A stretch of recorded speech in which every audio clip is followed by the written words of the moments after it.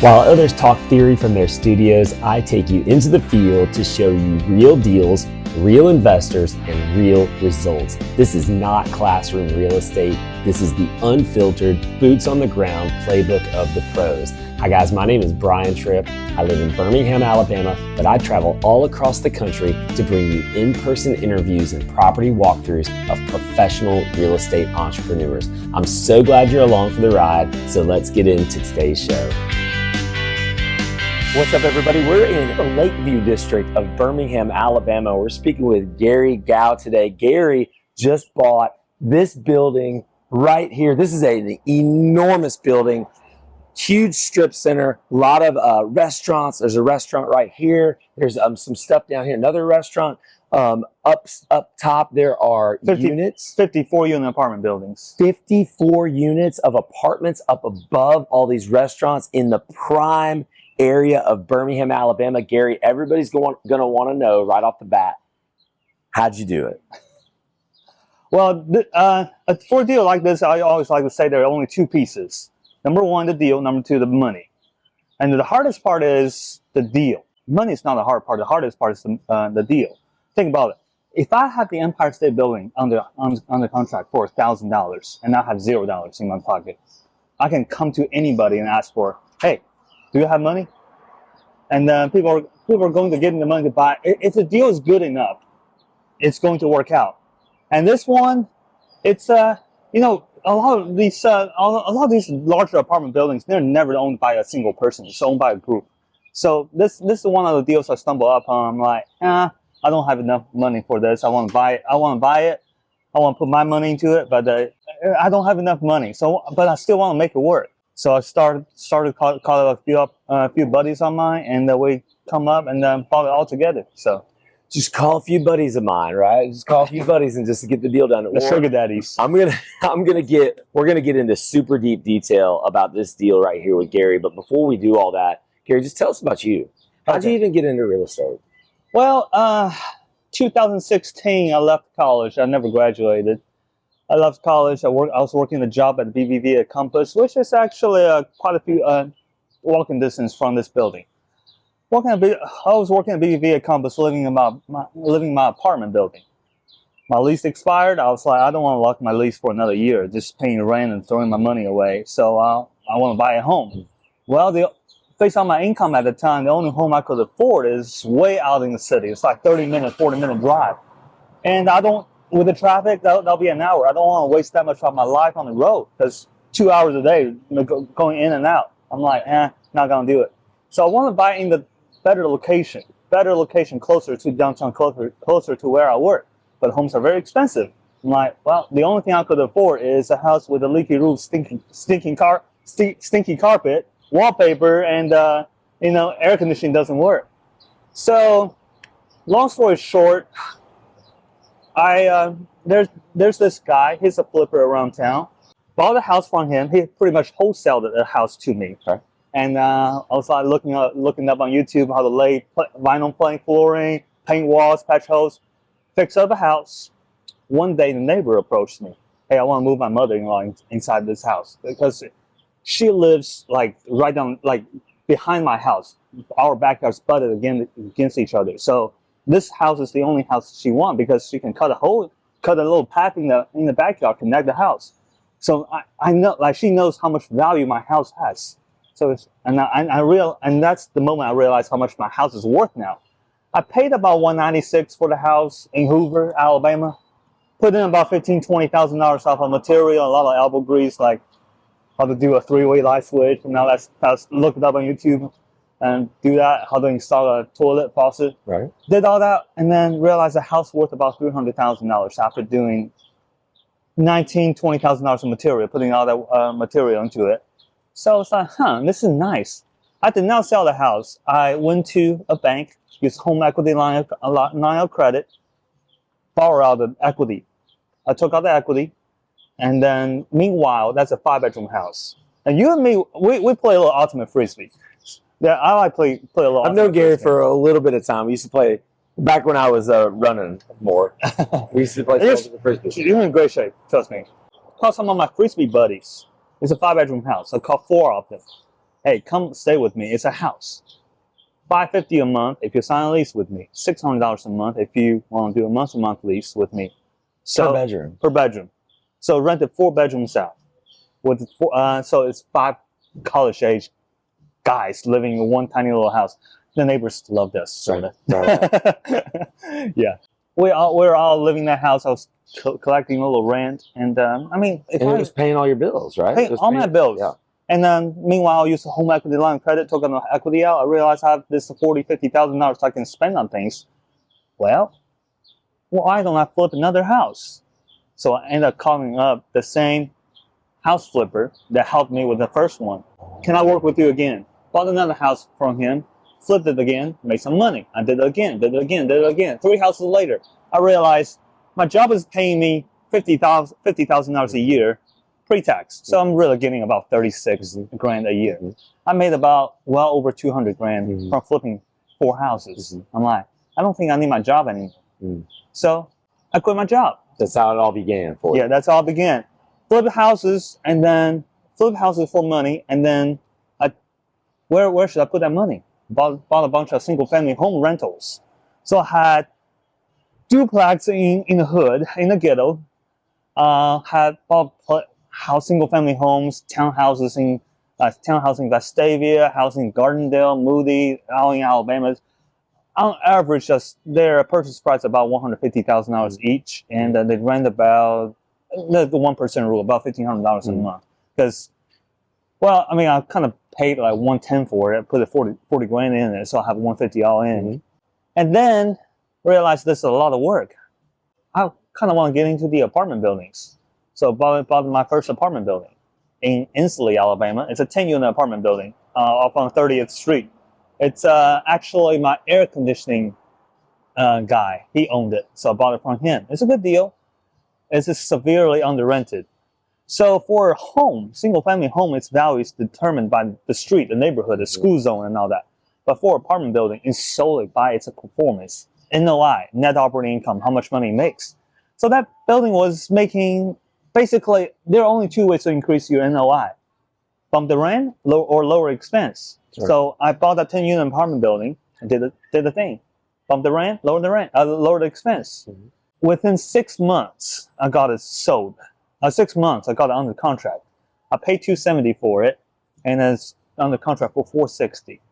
And it's just cap rate. You were talking about cap rate. I was like, well, I didn't do anything. I didn't do any renovations. Except all you did was increase the rent, lower the expense. My property manager, I was like, hey, I want to bring this rent to where they are. We're paying too much for this landscaper. We're paying too much for pest control. We're paying too much for this and that. Call Jefferson County, be like, hey, I'm paying too much for property tax. The house has aluminum wiring, so you shouldn't charge me this much money. So, didn't do anything, and I put 20% down for the apartment building, because when you flip a house, most of the time, I flip it with my own cash right now. So, each house is about 300, 400 grand chunk of cash. But for apartment building, I only need 20% on that money, and I don't have to do any renovations, no permits, no inspections, nothing. So it's like, this is nice. Less money, I made more. I spent less money and made more money. I can do this again. So I bought another 8-unit, bought another 10-unit, bought another 20-unit. So Gary, it just seems like to me you started with one, and you just did a couple deals, did a few more deals, and you kept taking that cash and kind of recycling that cash. Yeah. You kept building and building bigger and bigger and bigger. That's the story I hear from a lot of folks. Snowball. If you were advising someone today to get into real estate, I'm sure that you would advise them the same. You got to start with one, right?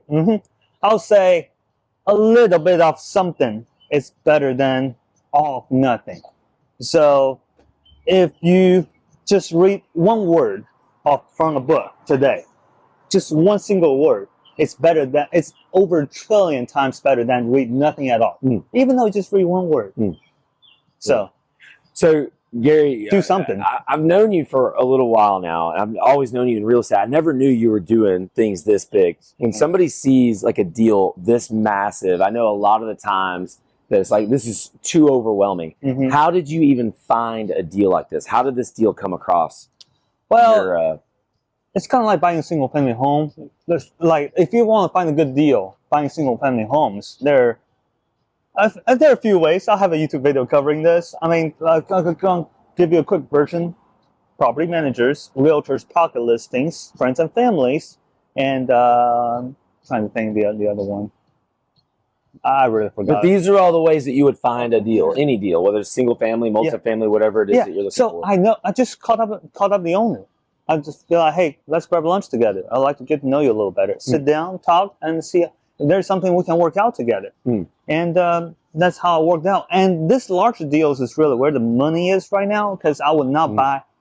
Because if you think about it this way, America has always been a country that rewards the top, helps the bottom, but leave the middle stranded. The middle class is disappearing for the past 100 years. So when COVID happened, we have all the cash came in. Everybody had that cash. So everybody realized real estate is a gold mine. Let's put some money into real estate. So that's why the things that middle class has access to, the price got so high. So single family homes. I sold my 8-unit apartment building for 4 cap. Cap rate is pretty much if you pay a building all cash, that's the percentage you make on your money. 4 cap. 4 cap in Oldenvale. It's Class C. This building I paid It's growing. That's it's not this. I paid 7.5 cap for this thing. So okay, wow. Yeah. So Oldenvale, it's just like people have access to the things people have access to. Middle class has access to. It's gone up dramatically.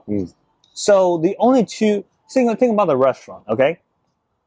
The top of the tier restaurant, Gordon Ramsay's restaurant. That's what makes money. The bottom of the line, you have those Chinese steakhouse or taco trucks. Those restaurants make money.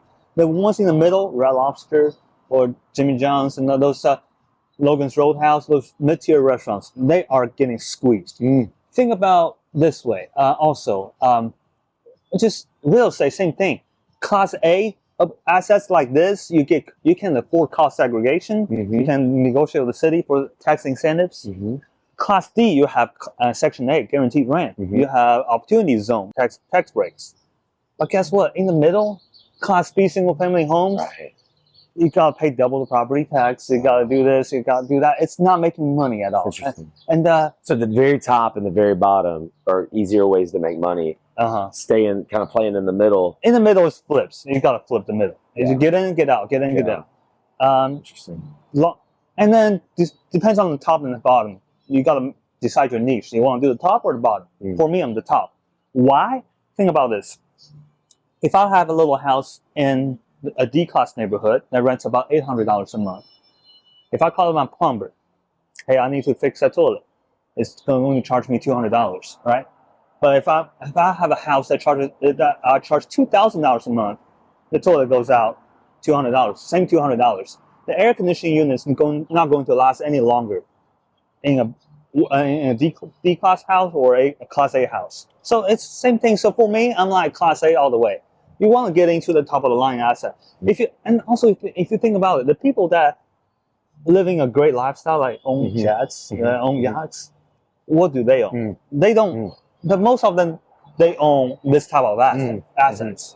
So, guys, stay tuned. I'm going to ask him about the numbers. I'm going to ask him what he paid for it. I'm going to ask him. He already mentioned the cap rate. I'm going to ask him what the rents are. I'm going to ask him all the questions about this building, and we're going to give you guys a tour. Stay tuned for the next one. Let me ask you something. Who's in your corner?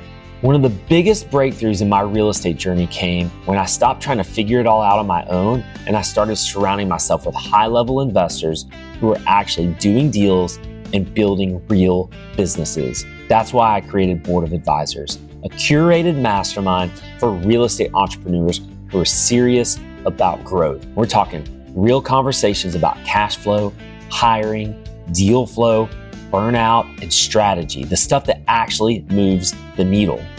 We're meeting October 6th and 7th in Birmingham, Alabama. And if you've been feeling stuck or isolated or like your business could grow faster with the right people around you, then I want you to go to boamastermind.com and enter that promo code podcast. That way you get a deep discount. And that way you can join us. When I say deep discount, I really mean it. I'm literally only covering my costs to host the event. So go ahead and go to boamastermind.com, enter that promo code podcast. And I just want to be clear here, this isn't one of those flashy masterminds full of influencers trying to build their followings. This room is built for operators, real estate investors who want to scale their business, not their social media presence. Go to boamastermind.com, enter the promo code podcast, and meet me in Birmingham on October 6th and 7th. Here we go. All right. What's up, Gary? How's it going, man? Good. Hey, so grateful for you for giving us a tour. What are we going to be doing first? And walk into one of the units, showing you what they look like. So tell us again, how many downstairs units and how many residential units upstairs? So we'll have 54 unit apartment building. It's 54 units of apartments. They are 1 bedroom, 2 bathrooms, half and half. And then we have 8 bays of retail. They're all triple net. Define triple net, because I know a lot of people talk about that, and I don't know if everybody knows what you're talking about. What's triple net? Well, okay, so if you own a rental house, you got to cover the maintenance and property tax, insurance, and all that. Triple net is pretty much the tenants are paying the insurance, property tax, and other repairs. You can sit back and relax. It's more retirement, but you also pay a premium for it. We're coming on in here, and we've got 54 units. Yep. So usually for this, you want to make sure your tenants are being taken care of. They're not being left behind. So, which is what happened to the previous owner. The previous owner pretty much just let the building go a little bit. No offense to him. They're a great company, very established company. It just, this building's a little too small for them. So it's too small for them to take care of. Okay, you can come in. So this is a unit the tenant just moved out, so we haven't done much to it yet. This is a 1 bedroom, 1 bath unit. Okay. So this is the rear of the building. I always joke about whenever you buy a piece of property or real estate in general, 3 rules. Rule number 1, location. Rule number 2, location. Rule number 3, location. So when they say location, location, location, that's not just a myth. That's not just a saying. It's real. It's real. So whenever you're trying to buy a piece of property, this is my rule, okay? Buy the ugly house on a pretty street, not a pretty house on an ugly street. I have all these pretty, like the newer build stuff over there to set the comps for me. And people will be like, oh, this area you have competition over there. Well, I'm the only affordable option over here. You have people over there, they're charging $2,500 a month, mine $1,600 a month. And here's one very important factor nobody's talking about. This tariffs going on. That means nobody can build a competition at the price I'm buying it right now. That's right. Yeah. That's So right. all these new builds, they're about $300,000 a door.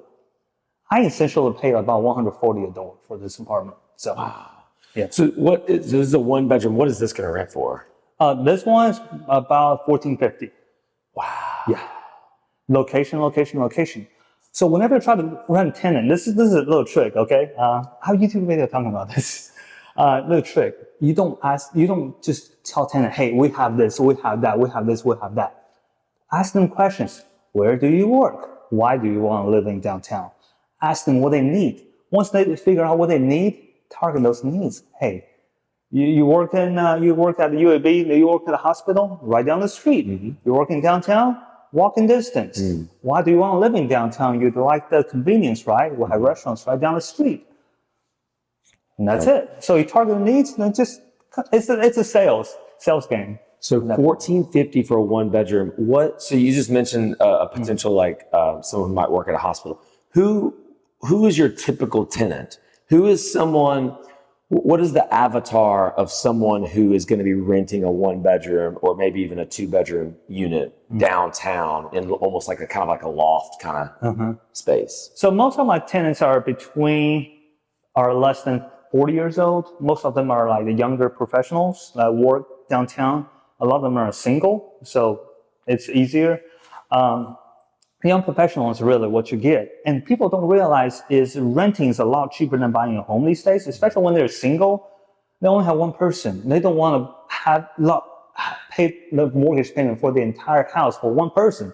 Because you don't see 1 bedroom houses at all. So they like to rent. And a lot of people don't realize is if you invest the down payment amount that you would normally put to buy a house, the return from the investment pays for your rent. So you actually rent for free. A lot of people don't realize this. So, all right, so Gary, here's all the stuff that people want to know. How much do you buy this building for? okay, $14.5 million. $14.5 million. So in the previous video, we asked you how you got into real estate. You kind of just told us you kind of did little by little and kept building up and kept building up, kept doing more and more and more. Mm-hmm. But even what you were telling us doesn't really add up to $14.5 million. How do you secure $14.5 million in order to pay for this? How'd you fund it? Well, first of all, you have a mortgage. You have a loan, so it's 80% LTV, 20% down. So I set the equity size of $3 million. I'm going to be honest with you, okay? I don't have, and I don't want to have all my eggs in one basket, okay? I have about $1.5 million of my own money in this building, which means I own half of this building, okay? The other one, I just go to my buddies, hey, would you like to invest in real estate with me? Would you like to invest in real estate with me? A lot of people have seen my success and they're like, hey, Gary, you became a millionaire in your young 20s and you did pretty good. You own hundreds of doors. Can you help us with it? I'm like, I really don't have the time, but you just give me your money. I'll do it for you. We'll split the profit. So, and some people, they're like, well, your transcript is right here. I will be happy to give you our money. Mm-hmm. And the people give me their money. And you have this doctor give me $100,000. That business owner gives me $200,000. That person gives me $500,000. And we have all $3 million secure. I'm like, look, I'm the sole guarantor for the loan. Mm. I'm the one calling the shot because you're investing my ability. Mm-hmm. So for example, if you own Tesla stock, you don't get to tell Elon Musk what to do. You technically own Tesla. So I just tell them, hey, let's group together, buy it. So how, and I don't want to get into the super details because you can get way in the weeds with how you structured like the entity and how you, but mm-hmm. is it set up like a partnership or is it set up like a fund? It's a fund. It's a fund. Uh-huh. Okay. It's a fund. So this is, we got a little more details is, in the South, SEC, I mean, South we know that's like what, Southeastern Conference, but it's Security Exchange Commission. Right. I operate under 506C exemption, so which means I can only talk to high net worth individuals. Accredited investors. Accredited investors. Yeah. So I set up under a fund. So basically in the future, my goal is to BRRRR it out. BRRR, buy, rehab, rent, refinance, repeat. So your goal with this one is you're gonna eventually refinance it out and mm-hmm. and pay them back their money, where you'll keep 100% of it at that point. They keep their ownership. They keep their ownership. Like for example, if the equity stack is $3 million, they give me $300,000, which is 10%. They can put in their hand on the wall, say I own 10% on this building, and the only obligation is you have to hire me as the manager. And that's so the goal is to refinance the money out because I bought it at such a good price, and then essentially have no money in the deal. When you have no money in the deal and building is still making you money, that's infinite return. And that's my structure for all my rental properties. So you have no money in this deal of your own? Currently, yes. But in less than 2 years, I won't have any money in this deal. The reason, let me tell a little backstory, okay? Good deals are being found, but great deals are being created, being structured. How I structure this deal. This is a grand slam. Okay, next one, I don't have swimming pool. I don't have fitness center in this building. So there's a limitation for my rent. So I cannot market to tenants that want a swimming pool or the premium tenants, okay? But next door, there's an apartment next door building. I'll talk to the owner next door, be like, hey, let's create a partnership. Create more like a gym membership structure, okay? So basically my tenants are going to pay them money, let's say $75 a month to use their swimming pool, they use their fitness center and all that. And then because it's a gym, they hold all the liabilities. If my tenants slip and fall, don't call me. That's your gym right there. But then they reimburse me 50% of the NOI back to me. And then, gross, not NOI, they reimburse 50% of their money back to me. And after that, I can market to my tenants, hey, we have access to swimming pool, we'll have access to fitness center, we'll have access to conference rooms, so I can instantly bump my rent by $200 a month, at least, okay? And then with the fitness package and all that stuff, it's an amenity package. So I don't have to wait for the 12 months lease to expire. You know, hey, you want this access? You can buy a gym membership tomorrow if you want. So I can bump my rent tomorrow. So it's just like what you were, so in our previous video, you were talking about how you had purchased a 10 unit in Ensley, which is downtown Birmingham. And the way you increased the cap rate or made the property worth more value is you raise the rents and decrease the expenditures. And that's assuming you're going to do that here too. Yeah. So that's one of the ideas. You have to increase the rents to make the property worth more money. Yep. And when you go to refinance it, you get all your money. Take all your money back. Yeah, it's very easy. For example, I'm going to take out my calculator and show you how easy this is, okay? So for example, if I'm paying $500 a month for my landscaper right now, I think that's too much. I want to cut it down to $350. So 500 minus 350, I'm saving $150 a month on landscaping, right? Times 12, that's how much I'm saving a year. $1,800 a month. Maybe just one phone call, change your landscaper, okay? If the building value at 6 cap divided by 0.06, this building's valued at 6 cap. With that phone call, I just created $30,000 worth of value in one call by changing the landscaper, because the new landscaper is going to be $150 a month cheaper. And it's very easy. Think about it. If you have AT&T, Verizon, T-Mobile right now, if you had T-Mobile, you switch to AT&T, they're going to give you a welcoming package. Their price is going to be cheaper than your current. And you can apply that not just to landscaping, you can apply that to property management or your leasing agent. You can apply that to pest control. You can apply that to utilities. You can apply that to the gym membership. Yeah. Two niches: increase your income, drop your expense. It's that easy. If you were able to increase the rents by $100 with the gym membership. Yep. I mean, you want to get your calculator out and show us that? I mean, that's going to create like an enormous amount of value. Let's do calculator.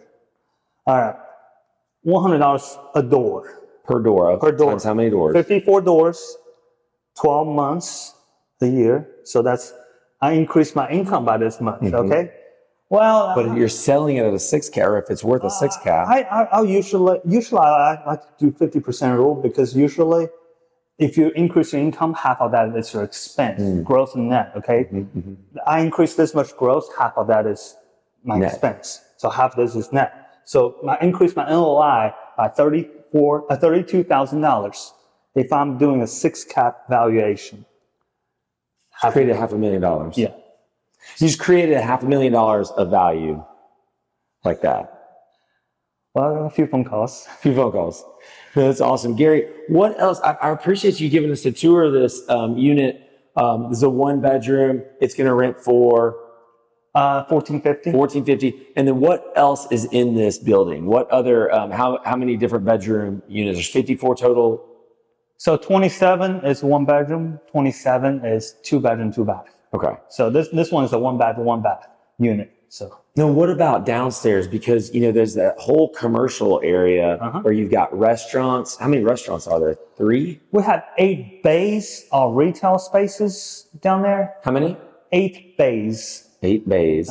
But some tenants rent double space. Some tenants not. So we have 1 vacant space right now. So we have 3 restaurants, 1 bar, and 1 office. So 5 tenants rented 7 spaces right now. We have 1 vacant. And guess what? I'm bought at 7.5 cap based on current situation. Basically, I bought 7.5 cap with a vacancy down there. And what are your plans? How do you because I'm sure you want to attract a really solid tenant, a stable tenant to be down there, to attract more people here. What kind of steps do you take to try to get that unit filled with somebody with a company that's going to attract or can keep all the folks that you already have? First of all, I don't know if you are, I'm going to place a leasing manager downstairs. So leasing manager is going to cost a little money, yes, but also decrease my expense with apartments.com or Zillow, all those expenses. So it pays for itself. Someone on the property to police it. Another way to do it is utilize the commercial traffic. Hattie B's Hot Chicken is like a local icon. Their foot traffic on Monday, usually restaurants close on Monday. Monday afternoon, 2 o'clock, you still have a line in front of it. How about you just put a QR code, be like, would you like scan this QR code, get 5% off, 10% off your first month rent and rent with us and all that? Give something before you ask something back. So you just fully use your commercial units. Well, and also we have hospital over there, hospital nurses, all that same market. We'll have biggest university in Alabama. So just students now need places to stay. Honestly, some students will punch holes in your walls, but good thing is a lot of students, they don't stay here during summer. So they pay rent for 2 months while nobody's staying. Yeah. So, and another way is, you have all these local competitions and all that, right? But I'm in a special niche. I'm the ugly house on a pretty street. Get a good relationship with them, okay? You're like, look, if you have qualified tenants, but they cannot afford your rent, send them to me. I'll give you half of the first month rent. You got to be creative. Yeah, you got to be creative. Remember, great deals are created. Good deals are found. What challenges came with purchasing such a big property like this? What are some of the challenges? What are going to be some of the challenges going forward now that you even have it closed on? Well, let's see. The challenges with this deal is definitely the equity raising part, because you got to convince who you are. So you got to raise some money for the deal. Once you have a good deal, you got to find a good deal, and then you got to find the money. You got to tell people why this is a good deal. People have to trust you. And then I know a lot of people like to make a lot of money, right? I'm sorry, just be kind, okay? Let everybody all make money. You don't want to choke them out. Set your rule reasonable. Everybody's making money, okay? Your money is making in the back end. Bring the money in. Closing, it's different. So it's a lot different than closing on a single family home. We have 40 something contracts with this building. The fire sprinklers, the monitor system, we have the elevator contract, grease trap over there. We have different dumpsters, one for commercial tenants, one for a residential unit, the towing company, the bulk internet. It's a lot different, way more contracts, a lot different than closing on a single family home. The closing cost me about 40 grand, just attorney. So. Yeah. Who has to do all the SEC type of paperwork, right? SEC type of, yeah, you got to have an SEC. The fund. Yeah, you got to have an SEC attorney to do it for you as well. Right. And the paperwork cost me 10 grand. You want to do it right, because if you if you trigger SEC violations, that's jail time. You don't want to mess with SEC. SEC is there to protect the little people, the people that don't make over 300 grand a year or have net worth over $1 million. So their goal is not make sure you're not scamming people. You shouldn't scam people anyways. I mean, so yeah, SEC, the rules are there, and then finding a good team. Okay, do I know how to fly an F-35 jet? I don't, but I can find the best pilot and pay the pilot to fly the jet for me. Do I know how? I don't even have the time to manage a 54 unit like this. Do I have the time to manage a building like this? No. It requires someone full-time right here. But you can find the best team. America is a country of talents. It's a capitalist country. And it's a country of talents. You can use your money to buy talents. I'm a firm believer in paying for talents and not overpay. I tell my guys, you have an empty paycheck. There's no cap. How much you're making is based on how much value you're bringing me. That motivate people to work as hard as they can to bring in more value. They find the best team working on the building, tenants are feeling they're being taken care of. That's it. Gary, first of all, congratulations. This is an incredible building. I've come, obviously, if you're a part of Birmingham, you come by here all the time. You mentioned Hattie B's. It is an icon. So many people come to this building. So congratulations. Thank you. Incredible asset. And thank you so much for your time. And thank you for giving us a tour. Appreciate it. Of course. All right, guys. Thank you, Brian. See you guys in the next one. Thanks so much for listening to today's show. Go ahead and hit that subscribe button. And if you got any value today, please take 30 seconds and leave us a quick review. To get connected with me or to become a part of the Board Advisors community, go to boamastermind.com. That's boamastermind.com. We'll see you guys on the next one.